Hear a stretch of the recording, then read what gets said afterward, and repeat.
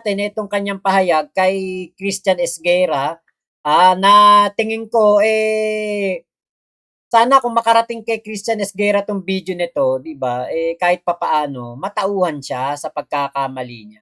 Siguro kung hihingi siya ng, kahit konting pasensya lang, hindi naman na talagang public apology, 'di ba, yung tanggapin na lang niya yung pagkakamali niya na sinabihan niya ng tanga o kasabwat si PBBM, 'di ba, baka mapatawad pa siya ng mga lumayas na ano, na subscriber niya. Oh, eto panoorin po natin. Hello guys, nandito na naman tayo at eto pag-usapan natin ngayon itong si Christian Esguerra, no.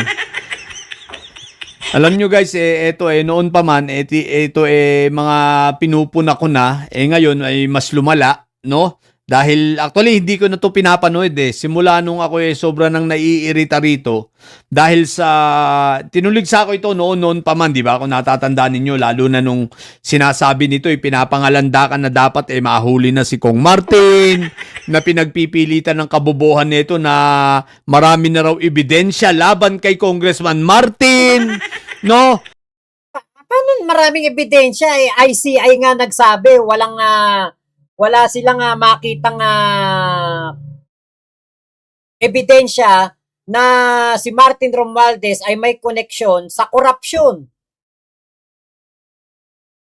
Paano mapupunta na gano'n na si Martin Romualdez may kinalaman sa korupsyon? Ito nga si Orly Gutesa nga bumaligtad na. Isipin nyo na ito ebidensya, sa sobrang kabubuan nitong si Christian, ebidensya na raw itong mga pinagsasabi ng mga marites na mga mali-maleta na yan. Ito ba mga chismis? So simula nun, hindi ko na ito pinapanood di ba?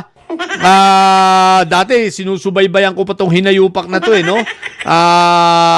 Lalo pag guest niya si Edo Manzanas, itong mga sa bagay mga paborito rin nitong guest yung mga nasa False Asia no. Tsaka sa SWS no, maayos-ayos lang itong guest palagay ko na napunta sa kanya pagdating sa mga survey firm itong sa Okta Research. Pero yung mga False Asia, di ba? Itong sila Ronnie Holmes, Diyos ko po Rudy. Anyway guys, ito pag-usapan lang natin itong si Christian Esguerra no, si Fox First. Wow. Fox First naging ngak first. Talaga. Tulad ng sinabi ko, hindi ko ito pinapanood. Kaya lang, nung mabasa ko yung mga comments at nabasa ko yung pinagsasabi nito na sinabihan na bobo ang ating Pangulo. Aba, teka lang. Teka lang, no? Ito kasi alam nyo kung bakit. Nire-respeto kasi natin yung mga kaibigan, naging kaibigan na natin ng mga Pink, mga Dilawan, dahil hindi naman lahat dito ay mga siraulo. Ito lang, si Christian Esguerra, napasama ito sa grupo siguro ng Atom, no, na mga grupo ng Dilawan na siraulo. Pero hindi lahat ng mga Dilawan na ngayon kasi ay siraulo at ang marami naman sa kanila ay nakaka-appreciate na rin sa ginagawa ng ating Pangulo, maging ang mga Pinklawan. At ayoko namang masira ang ating mga pagkakaibigan sa mga yon. Alam nyo guys, sa totoo lang, ito pagdating sa mga Dilawan, katulad ng bulok na kamatis, kumbaga isolated ito si Christian Esguerra, si Fox First. Wow! Talaga ang pangalan, Fox First, no? Kaya ka nga ngak first na nga yan, ngak first. siguro natanggal sa ABS-CBN katangahan mo May pa Fox First ka pang nalalaman, Christian. Isipin mo, pinagpipilitan mo yung mga pinagsasasabi mo sa Pangulo. Pinagsasasabi mo kay Kong Martin, tapos Fox First? Talaga ba? O eto, makinig kayo dun sa mga kapanalig nito ni Christian Esguerra, no? Aba, wag nyo kaming sinusubukan, kaming mga loyalista. Baka diyan kayo mapahiya. Unang-una, nakikiisa ako sa panawagan ni Senator Trillanes na tayo ay magkaisa. 'Di ba? Labanan natin pare-parehas itong mga may sayad siblings. Ako ay nakikiisa sa laban na ito na wala nang makaupong mga Duterte. Bagamat ako'y naniniwala, kung hindi si Inday Sayad ang tatakbo sa 2028, wala na talagang Duterte makakaupo.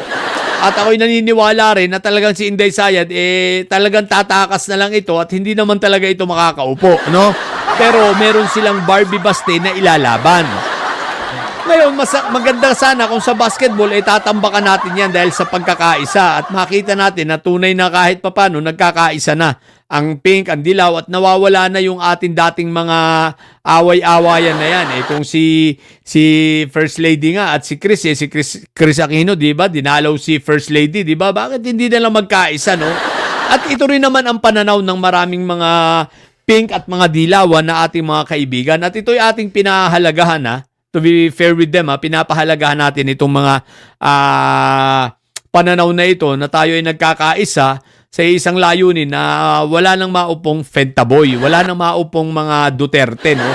Kaya lang, sa ginagawa nitong si Christian Esguerra, parang china-challenge kaming mga loyalista. Ito ngayon ang pakiramdam namin sa mga dilawan. Parang china-challenge kami. Kung yan ang mangyayari, baka talagang magkakaharapan tayo sa 2028. Tulad yan ng sinabi ko, ako naman, pro-Philippines ako. Wala na ako sa kulay. Kaya lang, yung sasabihin mong tanga yung Pangulo namin, teka lang, Christian Esguerra, sino ka ba? Yun, sino ka ba? Kita nyo. Yun na, kasi yung sinasabi ni Christian Esguerra na may coordinated attack sa kanya, wala. Bakit? Kita nyo, ang mga vlogger nakikita yung kanyang salita na hindi maganda kay PBBM. Walang coordinated attacks. Talaga lang maraming nagmamahal kay BBM na supporter at mga vlogger. Kaya maraming bumanat kay Christian Esguerra. Diba mukha ka namang mas tanga. Tulad nga ng sinabi ni Top 1. Ipakita mo nga sa amin kung nagbubuwis ka talaga ng tama. Kung meron kang moral ascendancy na para magsalita ng ganyan, ikaw ba nagbubuwis ng tama? Total, public figure ka naman di ba? Yung kayabangan mo, Christian Esguerra, ayusin mo lang, di ba? Kung talaga totoo yan sinasabi mo sa Pangulo, di patunayan mo, puro ka rin naman fake news. Tulad doon, pinagpipilitan mo na i-demanda si Martin Romualdez, wala ka namang ebidensya. Ang pinagpipilitan mong ebidensya, ang sinabing maleta. Pinagpipilitan mo na may alam ang Pangulo dahil siya ang Pangulo, tanga ka ba? Sa dami ng tinatrabaho ng Pangulo, kaya nga naka-delegate yan sa kanyang mga secretaries, hindi lahat ng ginagawa ng secretaries agad-agad malalaman niya. Baka nakakalimutan mo, ang Pangulong PBBM lang ang tanging presidente nagpa-imbestiga sa flood control. Baka nakakalimutan mo na panahon pa ni GMA, panahon pa ni Pinoy, panahon ni Duterte, lahat yan may flood control. Meron bang nangahas? Meron ba diyang nagsabi na imbestiga ng flood control? Wala. Si PBBM lang. Tapos ngayon, umaasta kang kala mo kung sino kang napakagaling na hinayupa ka. Diba? Matagal na kita tinutulig about dito sa pagsasabi mo kay Kong Martin. Ngayon naman, dito naman kay PBBM, Pati nga yung kay Sandro Marcos, sinasabihan mo si Sandro na tingnan muna niya ang sarili niya na Marcos siya. Bakit? Kasalanan ba ng apo yung kasalanan ng lolo? Para bang sinabi mo na dahil ikaw ay bobo, yung anak mo bobo rin? Yun ba ang gusto mo maging tingin namin, Christian Esguerra? Yung anak mo, dahil ikaw ay bobo, tatanga-tanga, maging tingin namin sa anak mo ay maging bobo, tatanga-tanga na rin? Yan ba ang gusto mong mangyari? Baka magsisi ka. Diba? Rawig sa inyo Magaling to si Alfred Mark Guzman, saka komedyante to Diba? Bago ka kasi magsalita, Christian, tignan mo muna yung sarili mo. Katulad nito, si Garo. Sabi ni Garo Italia, stop Christian, it will not help nor improve BBM success in government. Pagdating ng 2028, makakatulong sa inyo mga dilawan, pinklawan para hindi pa kulong ng susunod na president ang mga BBM loyalists. Bakit hindi mo sabihin yan kay Christian Esguerra? Kay Christian Esguerra mo dapat sinabi yan. Natigilan niya ang mga pagbanat niya kay BBM. Ang mga pagkuda niya ng walang basehan. Dapat kay BBM mo kay Christian Esguerra mo sinasabi yan, hindi sa mga BBM supporter. Sabi mo marami dapat pagtunan ng pansin ngayon. Magkaisa na lang lahat para sa bansa. Bakit ganun ang banat ni Christian Esguerra kay BBM? Bakit tinawag na tanga o kasabwat? Dapat sinabi mo yan kay Christian Esguerra, hindi sa amin. Kami ba nagsimula nito? Hindi naman.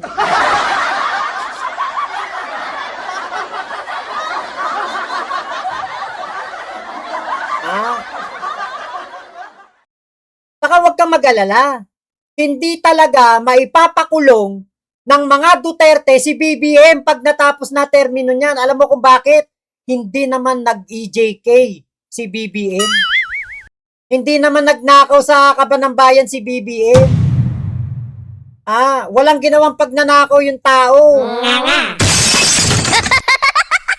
Si Digong lang ang nakulong after ng kanyang termino dahil napakaraming pinagurgor na Pilipino. Kaya huwag kang mag-alala kasi si BBM hindi matutulad kay Digong. Yan ang sigurado ko. Kahit yung sa usapin ng korupsyon, malabong mapakulong si BBM. Bakit Ikaw ba naman? Imbestigahan mo na nga yung korupsyon tapos ikaw pa ang mastermind o leader ng mga kurako. Nako.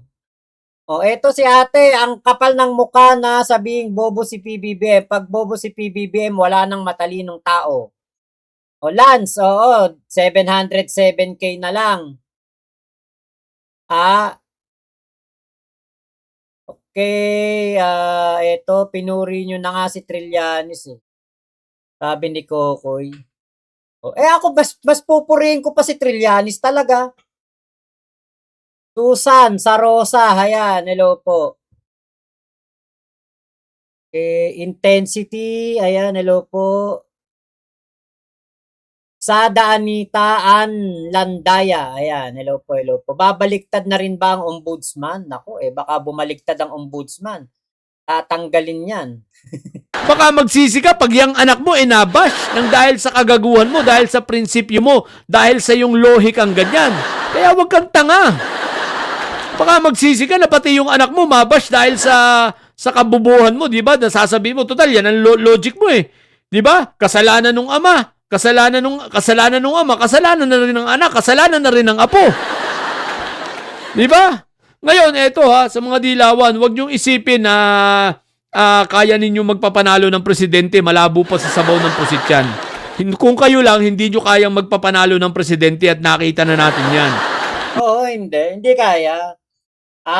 Kapag kunwari si Lenny kumandidato sa 2028, hindi sinuportahan ng mga loyalista, talo si Lenny. Ngayon kami, makikiisa sa inyo, no? Kung gusto nyo may makaupo kayong presidente, magkaisa tayo.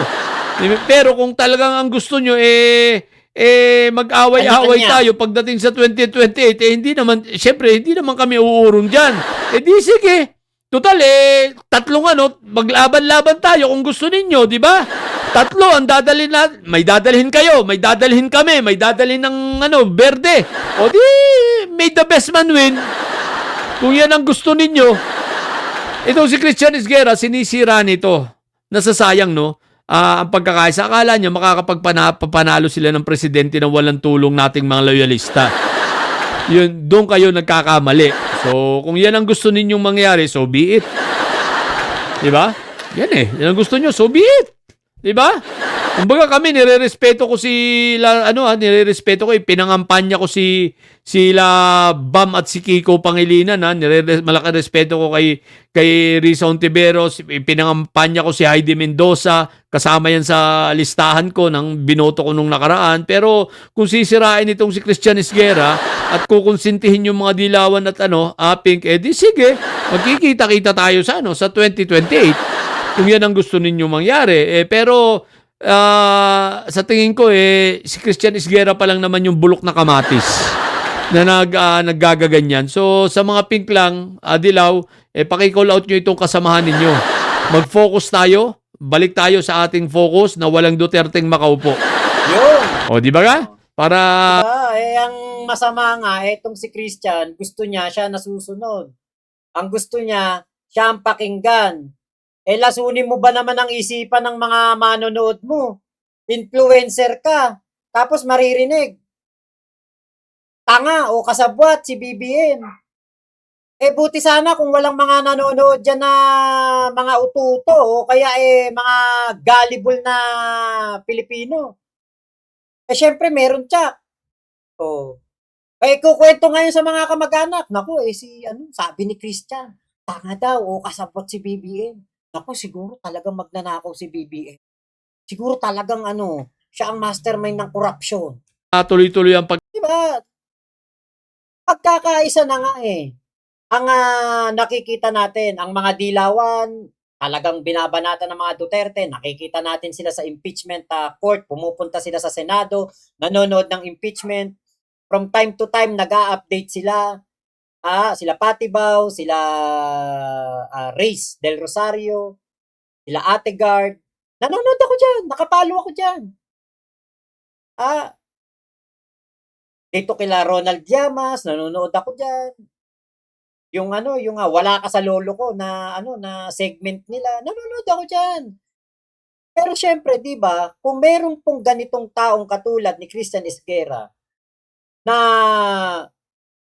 ayaw ng pagkakaisa, paninindigan niya yung kanyang stand as independent na vlogger o journalist, pero bias kay PBBM na siya kinokondena niya ng walang kahit isa man lang na ebidensya si PBBM.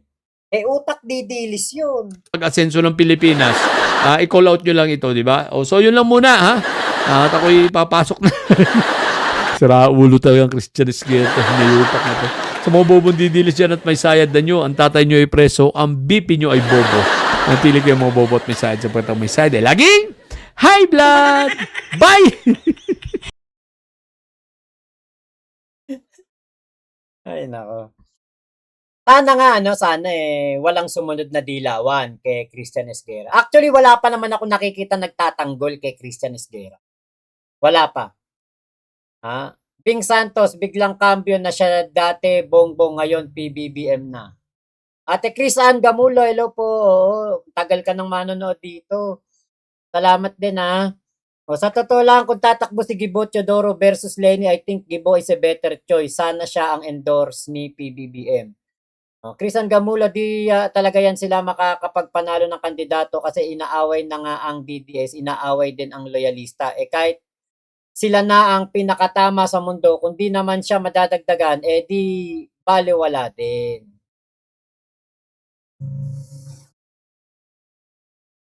Judy Labrador, ay Ate Judy, dilawan, walang pinagkaiba sa mga Duterte, pinipigilan umunlad ang bansang Pilipinas. Kokoy, kung tatakbo si Leni at may manok si BBM at kalaban si Sara, sa tingin ko, Leni ang panalo. Tignan natin, wala pa naman na 2028 election magkakaalaman yan pagdating na ng eleksyon. Ako nga sinabi ko, 'di ba, pag kumandidato si Leni, matutuwa ako.